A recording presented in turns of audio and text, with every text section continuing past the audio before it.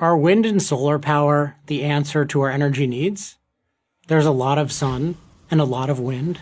They're free, they're clean, no CO2 emissions. So what's the problem? Why do solar and wind combined provide less than 2% of the world's energy?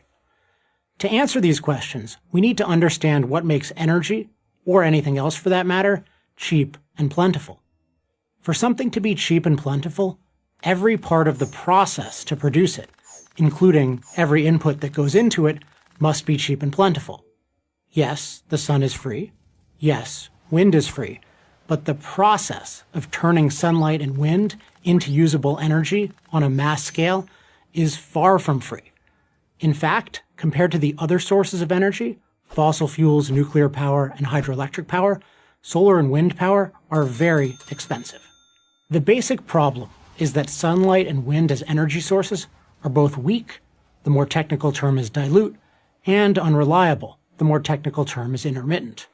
It takes a lot of resources to collect and concentrate them, and even more resources to make them available on demand. These are called the diluteness problem and the intermittency problem. The diluteness problem is that, unlike coal or oil, the sun and the wind don't deliver concentrated energy, which means you need a lot of additional materials to produce a unit of energy. For solar power, such materials can include highly purified silicon, phosphorus, boron, and a dozen other complex compounds like titanium dioxide. All these materials have to be mined, refined, and/or manufactured in order to make solar panels. Those industrial processes take a lot of energy. For wind, needed materials include high-performance compounds for turbine blades and the rare earth metal neodymium for lightweight specialty magnets, as well as the steel and concrete necessary to build structures, thousands of them as tall as skyscrapers. And as big a problem as diluteness is, it's nothing compared to the intermittency problem. This isn't exactly a newsflash, but the sun doesn't shine all the time, and the wind doesn't blow all the time.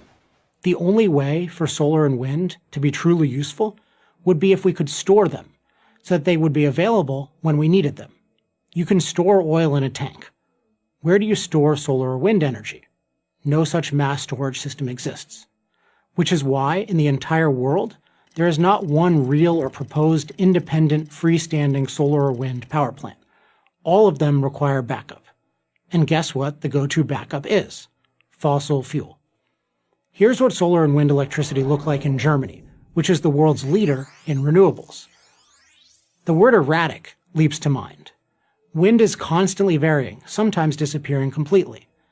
And solar produces little in the winter months when Germany most needs energy. Therefore, some reliable source of energy is needed to do the heavy lifting. In Germany's case, that energy is coal. So, while Germany has spent tens of billions of dollars to subsidize solar panels and windmills, fossil fuel use in that nation has not decreased. It's increased. And less than 10% of their total energy is generated by solar and wind. Furthermore, switching back and forth between solar and wind and coal to maintain a steady flow of energy is costly. Utility bills for the average German have gone up so dramatically that energy poverty has become a popular term to describe those who cannot pay, or who can barely pay, their electricity bills. If those bills one day go down, the reason will not be more solar and wind energy, but lower oil and coal prices. There's no free lunch, and there's no free energy, and that very much includes the highly expensive energy from the sun and the wind. I'm Alex Epstein of the Center for Industrial Progress for Prager University. To subscribe to our YouTube channel, click here. To help keep our videos free, donate here.